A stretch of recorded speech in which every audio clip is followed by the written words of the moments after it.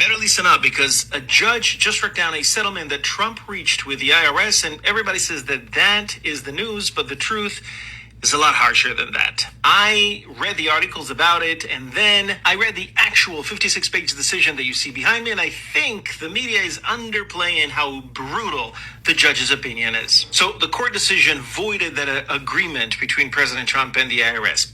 You know, the one where federal agencies were prohibited from auditing Trump, his companies, and his families, and established that infamous $1.8 billion fund. But here's the deal. Not only did the court decide that the whole thing was a convoluted ploy, but the judge was so furious about the setup that she sanctioned the lawyers for their participation in this scheme and didn't even spare Todd Blanche. And I'm working on a Substack article that breaks down this scathing opinion, but let's go in order.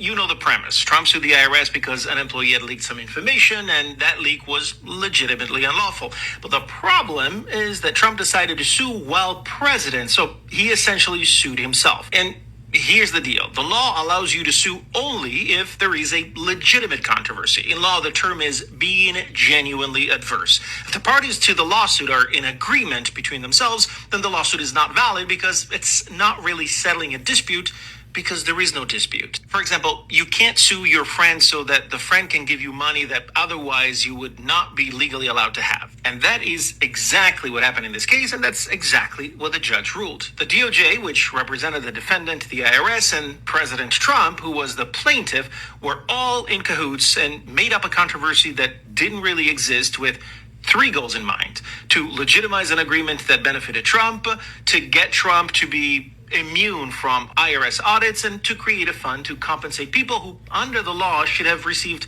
no compensation. But it gets better, because Judge Kathleen Williams was so appalled by the conduct of the parties that she referred Trump's attorney to the Florida bar for disciplinary action. She barred another lawyer from appearing in a Southern District of Florida court for 1 full year, and ordered that the opinion that she created be sent to the New York disciplinary authorities for Todd Blanche. Oh, and this is only a portion of the order that came out of this scathing opinion. You can find the rest in my upcoming Substack article, so make sure you subscribe there and follow me here. Donnie really pissed people off with that lawsuit. But the good news, obviously, they had already agreed not to do the $1.77 billion slush fund, but because the settlement was still there, it was my understanding that it could come back at a later time. This, the best of my understanding, squashes that, and the better news, in my opinion, is it squashes this ridiculous notion that no federal agency can ever investigate Donald Trump, his family, or his companies in perpetuity.